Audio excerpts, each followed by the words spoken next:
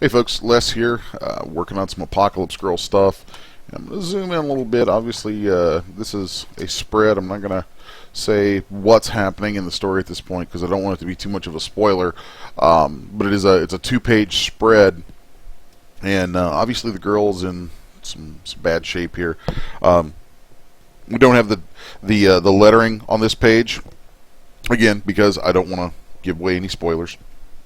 I just wanted to take you a little bit behind the scenes, another video here where we show you some of our process in coloring.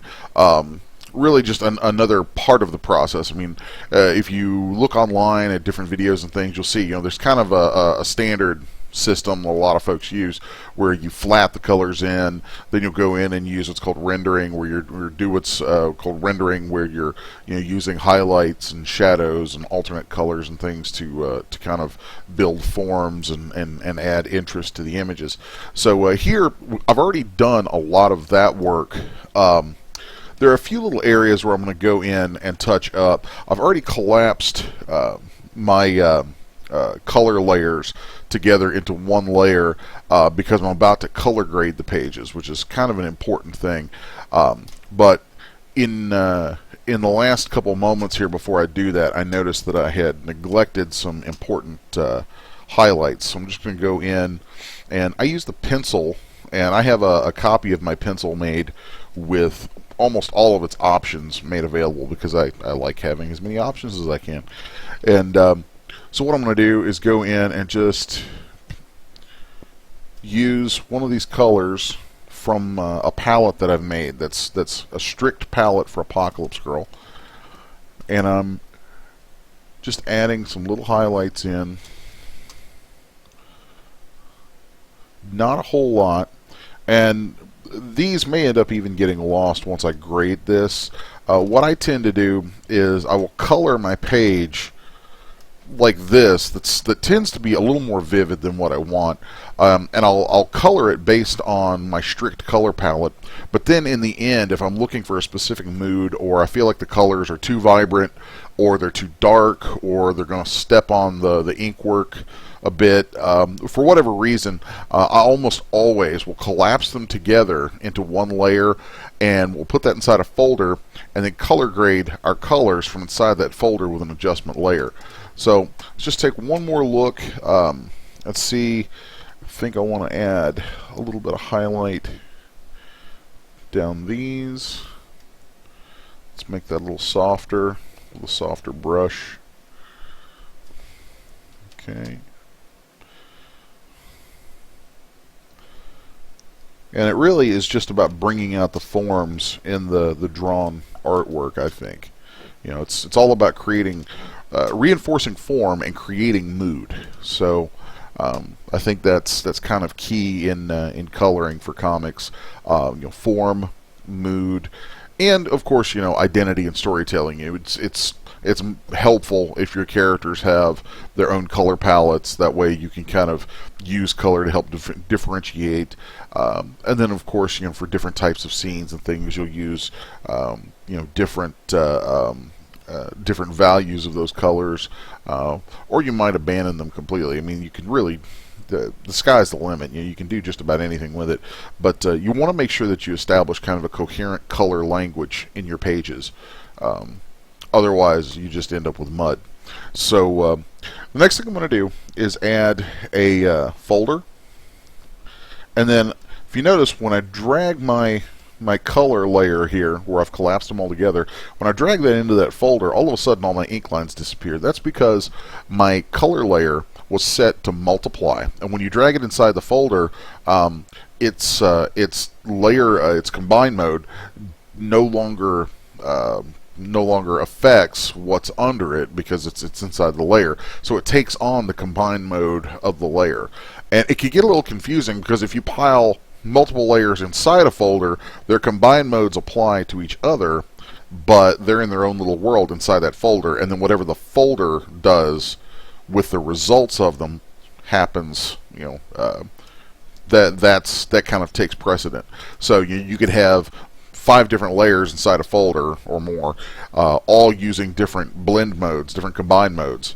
But then the folder itself could be set to multiply, and that's going to override. So ink would show through, or you could do all kinds of different things with that. And there's lots of different uses for different modes, and that's something you just kind of have to play with. So what we're going to do now, though, is set my folder to multiply.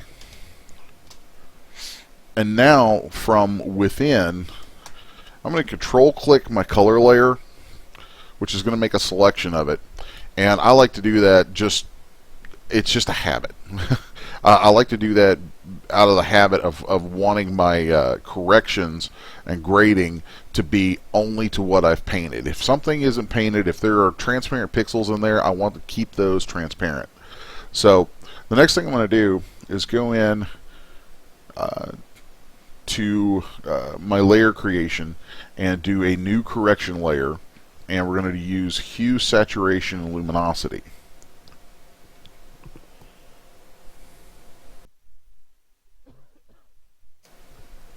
So one of the things that I see in myself, as well as other colorists quite often, is a tendency to go a little dark, which can stomp on ink work. And since I'm putting a lot of work into the inks on this book, I really want that to kind of still be able to shine through.